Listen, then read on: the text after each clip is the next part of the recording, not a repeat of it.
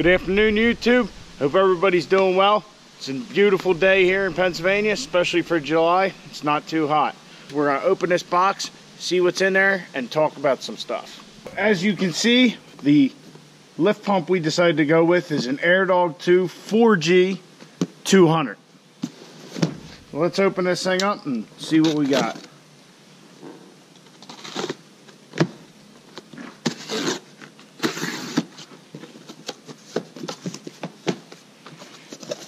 All right.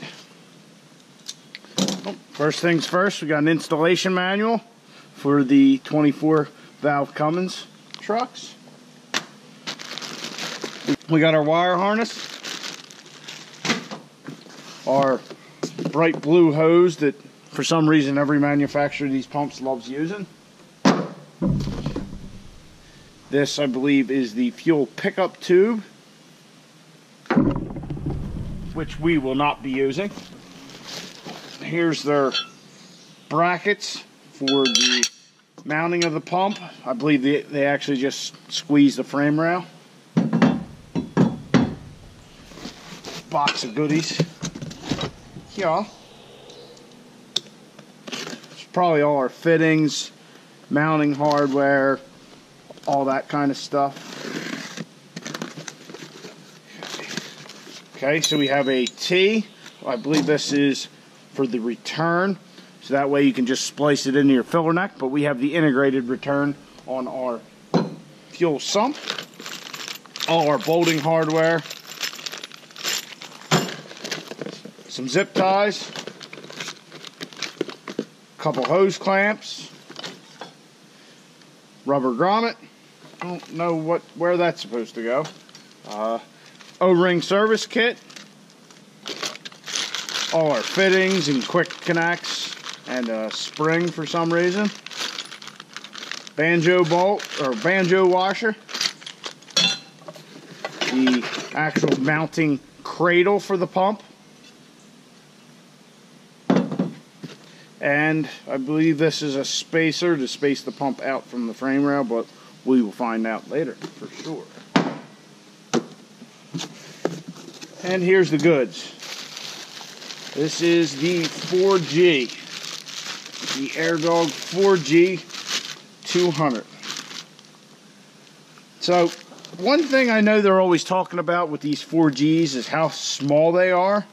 And honestly, looking at it now, it looks like the filters are smaller, but really, I think it's a comparable size to my Fass 150 that I have on this gray truck right here.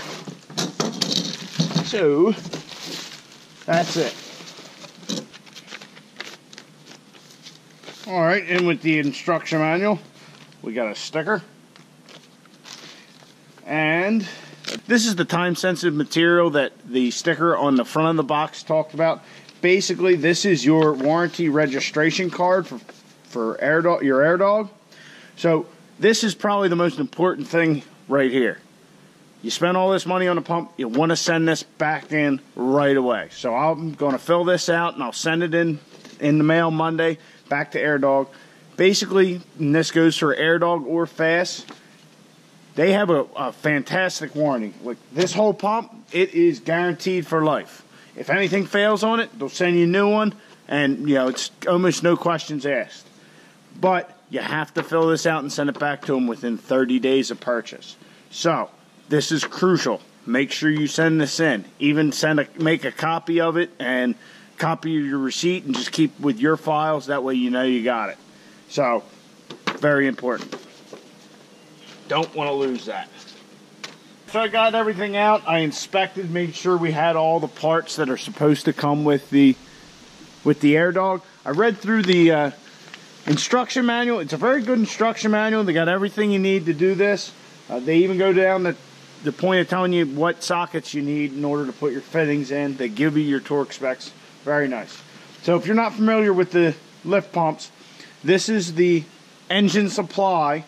This is the return to go back into the tank because it does polish the fuel, and it's a demand flow system. So really it tries to only send as much fuel to the motor as it needs, but still you'll have a little bit of overflow, and your air and everything else being separated from it going back into the tank will go through the return. And this is the supply from your tank. How they have you supplying the Airdog is with this, a draw straw, which is not uncommon for any of the lift pumps.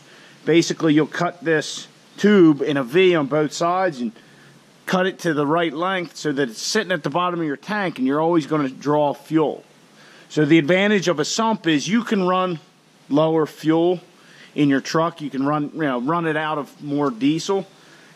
That, and if you don't cut this properly, you can have issues with it sucking to the bottom of the tank or being up too high, so you have fuel in the truck, but you're not getting any fuel to the fuel separator. So that's why we're going with a sump, and we're not using this. And like we talked about yesterday, this G&R diesel fuel sump has an integrated return. So that means we don't need to use this. And what this does is you cut the filler neck on your truck and slide one end of the hose here, one end of the hose here, and then the return from the Airdog will go here. So this is a lot easier to do with a G&R diesel sump. The other thing is when you're introducing it from up high on the tank like that and it splashes down, you'll get some foaming and aeration, and G&R claims that this really cuts down on that. So if you're looking for a sump, I recommend the G&R diesel. It's no more expensive than any of the other ones, and the quality it's unbeatable. So check them out. It is a hell of a piece. I'm actually going to try and climb under there, and I don't know if you'll be able to see it or not. Just see what the size difference is between this and the Fass. The size difference between the Fass and the Airdog is negligible. I mean, really, the Airdog's probably slightly smaller, but it's nothing that I'd say is really a win for Airdog. Now, this is the bracket the Fass has you use. How this bracket works is you actually take a bed bolt out, and then you line up this bracket and bolt it up just by that one bolt. I've heard people bitch about that before, but I actually like it. My only problem with it is kind of the location. It's right here in front of the rear tire, so you're going to get a bunch of shit, shooting up at it and all that. That's my only real beef with it, but as you can see, it didn't bother me enough to do something about it. And really, that's just I don't know, it's a pretty inventive way to do it as far as I'm concerned. So another thing with the Airdog 4G, they really tout how quiet it is. Now, I really don't think this Airdog or this Fass here is loud on my truck. I will turn the key on so you can hear it real quick.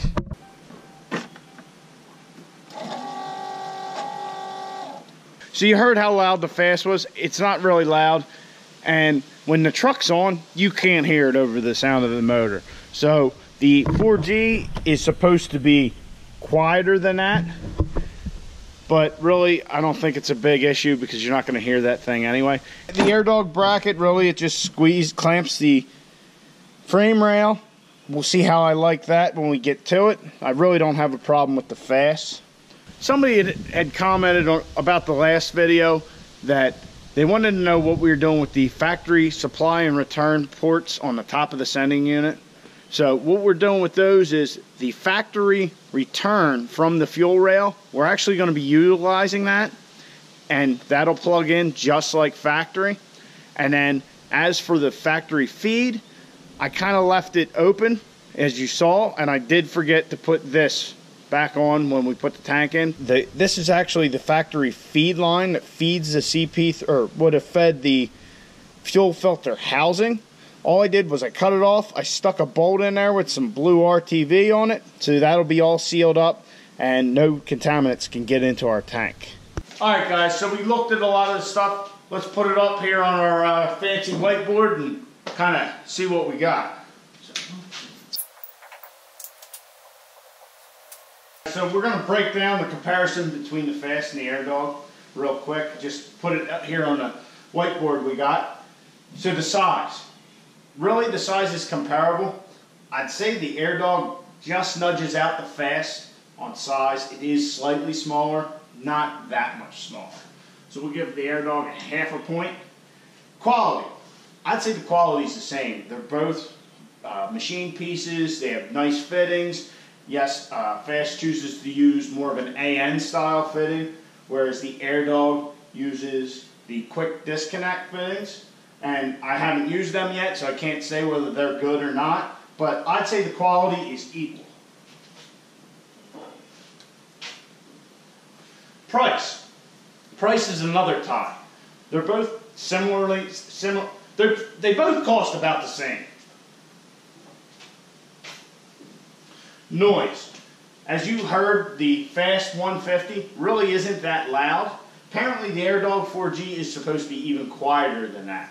Also, as you go up in the Fast line to the 220 and the 260, apparently they get noticeably noisier. So we'll give that to the Airdog. Features.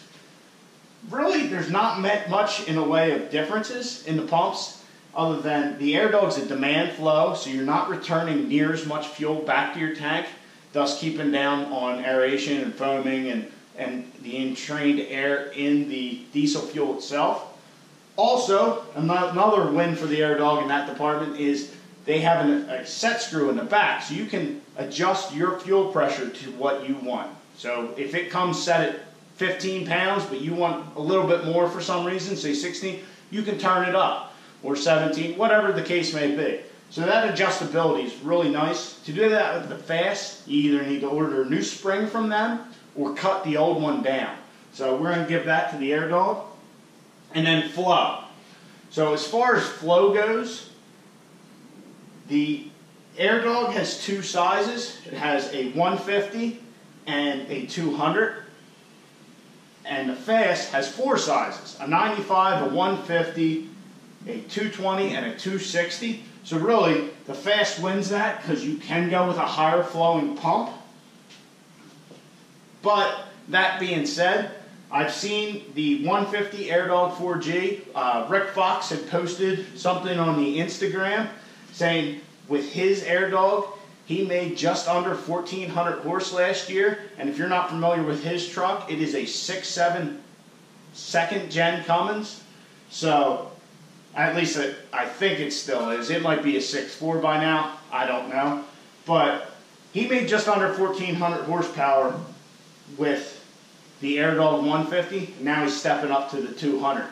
So really the flow's not an issue, and once you get up to the point where you're going to be maxing out that Airdog 200, you're really doing some serious competition. And like I saw at the UCC, majority of those trucks had two lift pumps on them.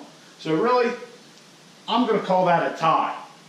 So looking back at it, and I was debating all this stuff for a while, because Airdog in the past have had some issues. I believe that is years and years ago, and from everything I've heard, they've resolved all those issues. So as you can see, the Airdog wins by a good margin, and if it performs as well as advertised, would definitely be my recommendation, but we're going to find that out. I really don't have any first-hand experience with them, so this is all just what I've read and the conclusions that I've made. Why did I choose the Airdog over the Fast? Well, there's a couple of reasons, and it's nothing really major, but when I originally put the Fast on the gray truck, I talked to a few people who do installs and stuff, and a lot of them just said Fast all the way. It's all they've used for years, because apparently years back the Airdogs did have some issues, and that really turned a lot of people off from them. But from what I understand, their quality has gotten much better. Another thing with the Fast, my fuel pressure was constantly bouncing around in that truck. The gauge would always bounce from, say, 14 to 17 psi. Did it really bother how the truck drove? And I don't have the gauge anymore, so I don't know if it's still doing it or not. I really don't care at this point. But it annoyed the hell out of me when I had the gauge in it. So I called them up, and they said, oh, the spring check ball is messed up. We'll send you a new one. So I replaced it, same thing. We talked to both Fast and Airdog when we were out at UCC, and honestly, they had the same shit to say. It was the same kind of sales speech and all that kind of stuff. But I talked to the owner of Fast about my issue with the fuel gauge and why it was doing that and how do I stop it. And I didn't really care for the response I got. It's not that he was any kinds of mean or unprofessional, but the owner of the company basically told me some of them just do that. To me, that was not just not a satisfying response. Though I've still struggled with which fuel pump to get. So I ultimately settled with this Airdog because I've heard a lot of good things about it, and hell, figure I'd try something different and go from there. Worst comes to worst, we get rid of it, get a Fass, or try a different option. I don't know, but we're going to try the Airdog out, so now I'll know how an Airdog is.